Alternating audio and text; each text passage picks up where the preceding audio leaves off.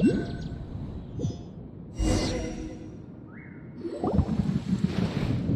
you sure it's not serious? The Traveler's been out for a long time now. Yes, you can relax. Believe me, Master is extremely knowledgeable. If he says that he's going to be alright, then there's absolutely nothing to worry about.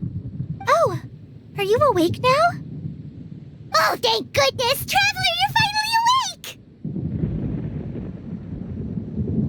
Well, we're at... good question. Where are we?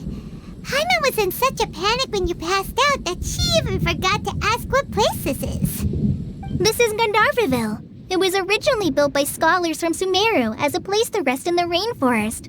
Now it's mainly used by the forest rangers as a base of operations. My name is Kale. I'm a trainee forest ranger. My master and I found you passed out during our patrol, so we brought you here. Oh, no things are necessary. I didn't do anything really. By the way, how are you feeling now? Any discomfort? Oh, that's Master's herbal medicine you're tasting. He gave you some while you were unconscious. Before I forget, Master mentioned you should take more medicine once you wake up.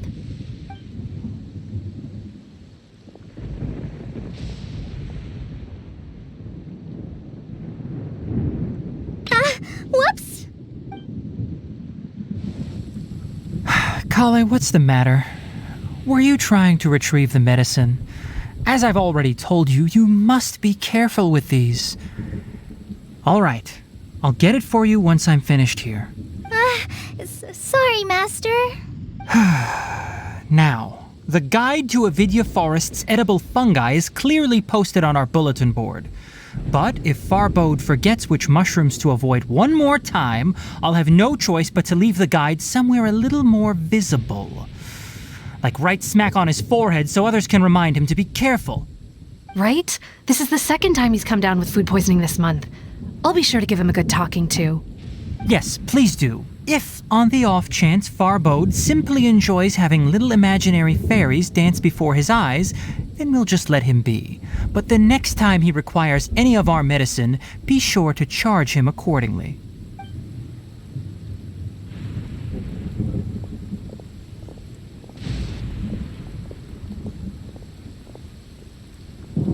So, how are you doing? Feeling better? Oh, this is my master, Forest Watcher Tainari. He is chief officer over all the rangers here in Gandharvaville. I already informed Paimon about the reason you fell unconscious earlier. But now that you're awake, let me explain it for you as well.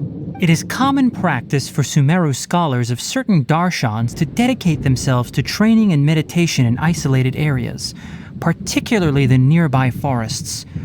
While meditating, they use a certain incense known as spirit borneol to help calm their minds as they enter a state of deep rumination. In hopes of asking directions, you two followed a scholar named Hypatia into her cave. The incense you smelled inside was the spirit borneol I just mentioned. That incense typically has no effect on most people, but for a very select few, it can have profound effects on one's cognition, as you experienced firsthand. Does that make sense? Very good. Now, answer me this. Did you feel anything after passing out? Say, any out-of-body experiences? Or did you see anything while unconscious?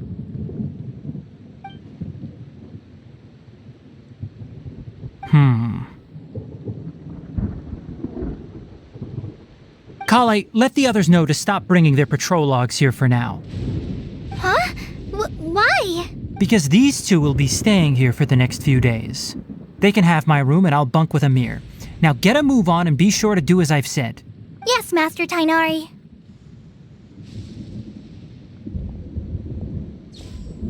Wait, hold on a second. Can you tell us what's going on? Sure, let me fill you in. I originally planned to send you on your way once you finished your medicine. However, it appears now that you should stay a while longer in Gandharvaville for further observation while you recuperate. Further observation? No need to be hasty. As long as you have the capacity to judge between right and wrong, I promise that you'll understand the gravity of the situation once I explain everything to you.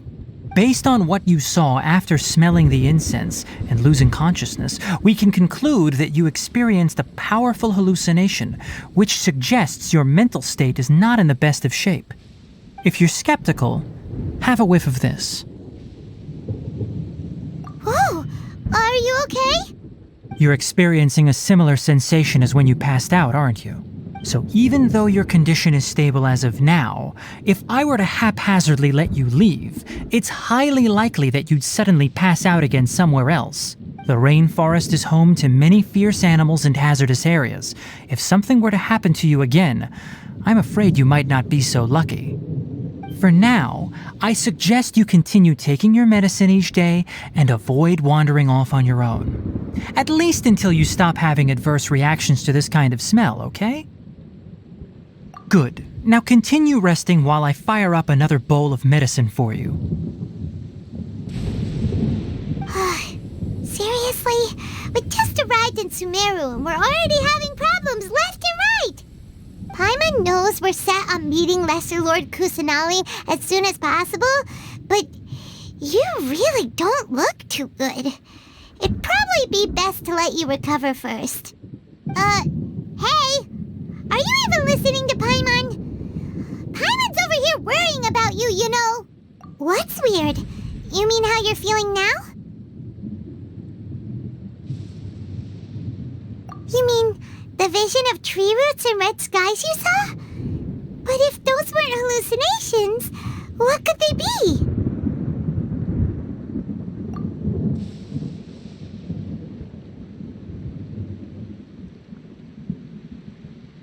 Well, considering how unique you are, Paimon trusts your judgment here.